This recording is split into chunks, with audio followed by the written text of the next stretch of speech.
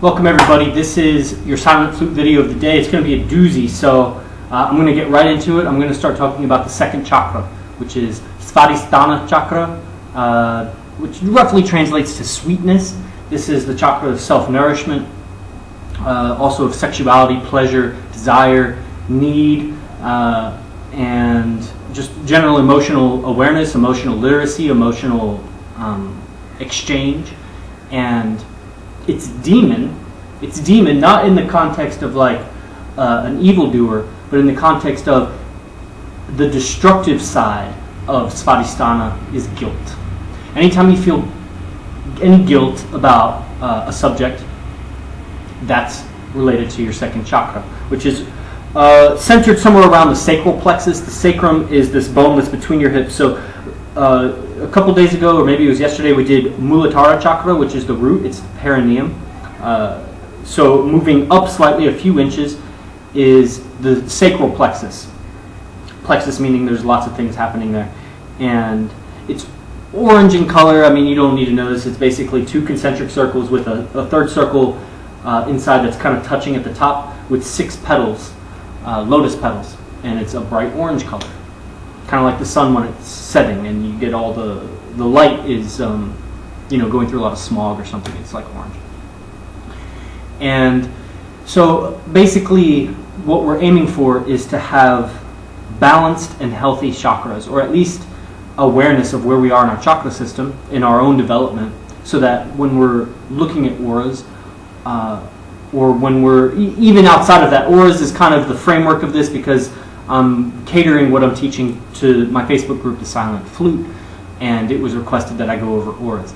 And auras are fairly easy to see. I taught you in the last video blog about your periphery and a point on the horizon, focusing on your breath, relaxing your eyes, and then you look at an object and you'll sense it. You'll sense an aura field, and you have to not put it there. You just have to sense it. It's very subtle. Rarely will you see a very vibrant aura in somebody. Supposedly you meet an enlightened being and they'll be glowing, and then you'll easily see the aura. And but we don't want to be projecting. So this comes back to the second chakra, because the second chakra is a very feminine chakra. It's the polarity. Its element is water, which anybody that knows any chemistry will tell you that water is a dipole. So it's not strictly balanced. H2O is kind of, the charge is one-sided, and so it tends to flip-flop. And just like the feminine aspect in all of us. And the polarity of it is very wishy-washy. So when it comes to sexual desire or self-nourishment emotionally, there's a tendency for the pendulum to swing very fervently. And that's all related to the second chakra. So part of that is also there's a rejection, a shadow aspect of our sexuality. Vince Kelvin will talk about the shadow aspect of love. And the shadow aspect is that part of our emotional literacy that maybe is shunned or has been rejected by us, likely due to our upbringing. So another question was posted in the group about why am I going in this particular order, root to crown. It's common to go in that way, but why? And it's because that's how the program of the chakra develops. You know, the chakra is, you could think of it as like a subtle organ or a subtle body. When I'm referring to subtle body, I mean the pranamaya kosha, which I went over a few days ago. And it's a confluence of many highways of energy lines throughout your body. And in many ways, it's the blueprint over which your physical body is organized around. But the physical body is not, it's always growing, aging, and then eventually dying. And so when you're first born, the muladhara chakra is what's first. It's actually what it develops while you're still in the fetus.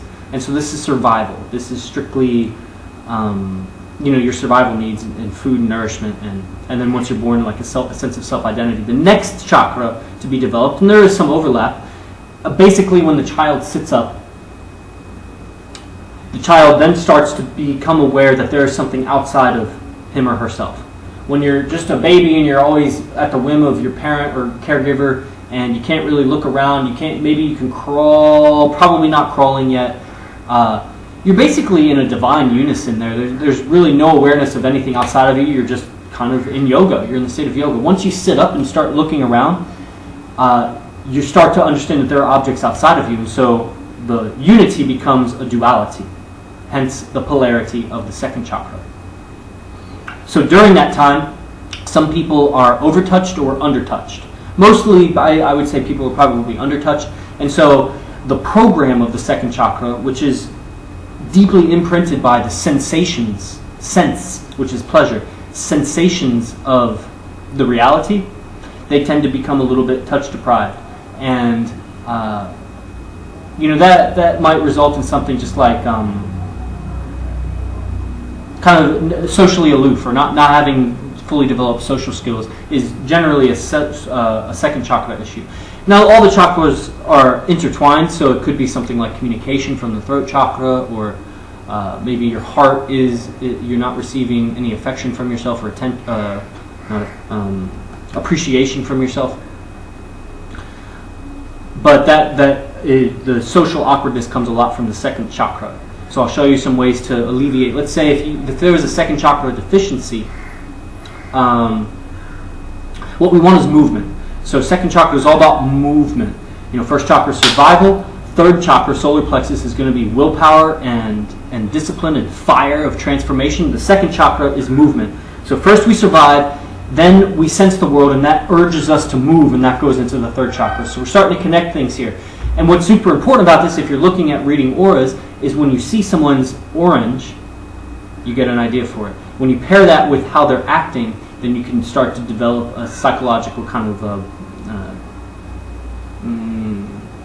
understanding, you could say, of them.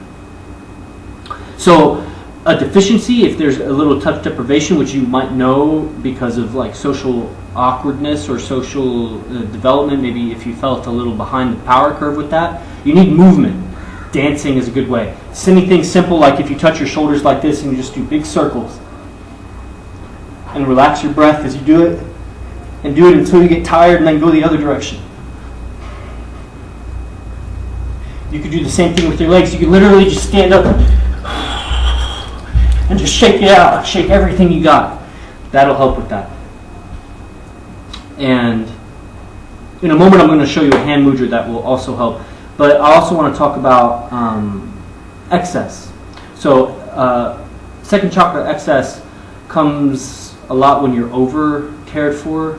That I don't like how I said that, but basically when you're enmeshed with like your caregiver, your mother, your father, or both, or whatever, and so there's very little boundaries between you and other people. And some people will call it empathy, but empathy only goes so far. At some point it becomes something called clairsentience. Clairsentience is basically a very little differentiation between your emotional state and the emotional state of another person. So whatever emotional state of the people that you're around, you tend to take that on. If they're happy, you're happy. If they're mad, you're mad. There's little boundaries there. So excess second chakra development is enmeshment issues, basically. And so there needs to be more boundaries. There needs to be more containment of that energy, because you would end up depleting yourself, basically. If there was enmeshment issues and you indulge in that, you need to contain. And containment often happens, you need to identify little idiosyncrasies you have. So if you ever see someone that's really twitchy, like they're always twitching their legs, or they're jittery, they're always playing with their fingers. Something that happened with me, I'll give you a little insight into me, is I'm always reaching for snacks. I like little snacks throughout the day, like compulsive. Not just, I'm a little hungry before I take this test, but like compulsively, anytime an uncomfortable situation happens, I might reach for some food. That's an enmeshment issue. Don't reach for it. Sit with the feeling, stay with the feeling, and then start to exacerbate it. You need to make it bigger. I'm feeling agitated, feel even more agitated, and then when you heighten that, it's going to regress you to the childhood when you felt that way, and then you can start to ask yourself why. Now, I don't want to go too deep into the psychological therapy of it, because I'm not there to therapy you guys, and I'm not a certified therapist. I work with myself and I work with my clients a little bit. At some point, if it's too much, I got to refer them to a specialist in psychotherapy, even though I don't like those kinds of people. That profession, it's not the people, I just don't like that profession. But think of the first chakra is more of do I belong? So it's all about presence, grounding. Second chakra is all about am I wanted? First chakra, Muladhara, do I belong? Second chakra, svadhistana, sweetness, am I wanted? Okay, so I'm going to close this out with, so you have an idea. I told you it's orange. I gave you the shape of it. You can look up the shape of Svadhisthana Mudra, the second chakra, the sacral chakra. Got a little bit of idea of what excess or deficiency might be like. And the colors that I'm teaching you are the colors that you would see in someone's aura. If you see lots of reds, oranges, and we'll move on from there. You can easily do your research. Look up the 7 chakras of the meridian. You'll see the colors. You'll see little descriptions. And what I'm telling you is a bit more educated knowledge on the subject. And it's a bit more mixed with my experience because, you know, I practice hella yoga, more than anybody you know, guaranteed, unless you know a yoga master. And even then, maybe not. So this is something special. And so here's a mudra that can help you to heal. So mudras are gestures. That's what mudra means, is a gesture. And so this is a, hold on a second. This is a hand mudra for sacral. I need to somehow so that you can see me. Okay. Oops.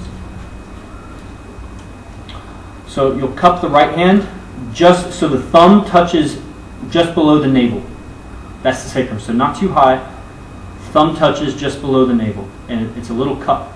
All right. It can be over the shirt. I was just showing you the anatomy. You cup the left hand. The shoulder relaxes. Don't hold it up. Relax, and then turn it out.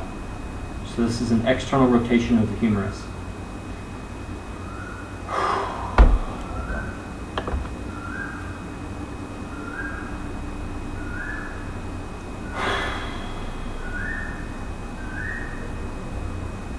So you take a few deep breaths.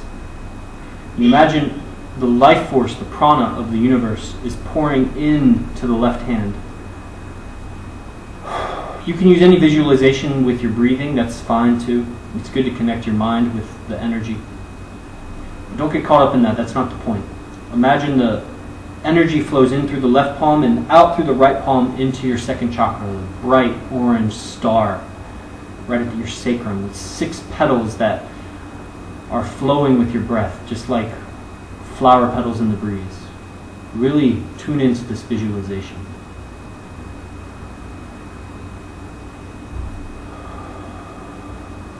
And some mantras, which are repeated statements that you could say to yourself. Here are some suggestions.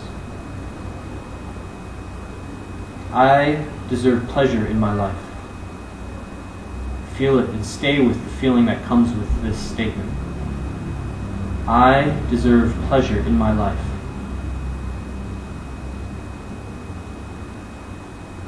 I deserve pleasure in my life. Feel the energy fueling the second chakra. Another mantra might be, I absorb information from my emotions. I absorb information from my feelings. I absorb information from my emotions and feelings. Or on a third note, because sexuality is very important and it's a principal component of the program of Svadhisthana Chakra, the mantra might be, I embrace my sexuality. I celebrate my sexuality. I embrace and celebrate my sexuality. Sit with this mudra as long as comfortable. Maybe you pause the video, maybe you go back and try it on your own. When you finish the mudra, you rest either palms face up or down.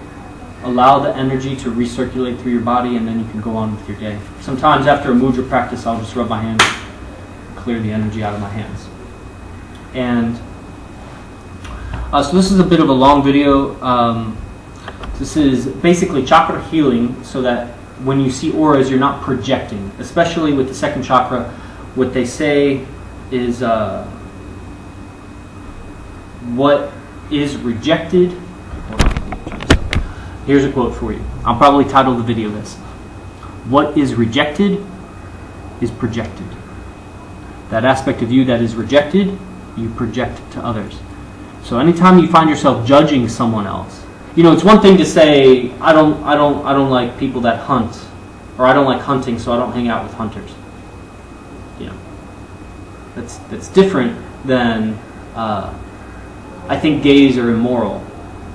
Gayness is immoral, so I don't hang out with gay people. That's a rejected people that are like. That's why you get homophobics, or they got some gayness in them, or some aspect. I hate slothy people. Lazy people are, unless there's a pragmatic reason for it, like I'm an entrepreneur and I can't stand when I accidentally hire lazy people because I didn't read them, kind of thing. But any kind of judgment that's kind of not logical, it's just, it's not based on experience, that's likely an aspect of yourself that you've been rejecting. And that's all second chakra. So anytime you are rejecting an aspect, that's second chakra. Anytime you feel guilt about something, that's second chakra. Work the mudra, work the affirmations. If you need different affirmations, hit me up. And I need to end this video now because it's way super long. All right, peace out. Namaste. Silent Flute. Join the Silent Flute and give me some feedback, guys, so I know that you're assimilating some of this knowledge. Peace.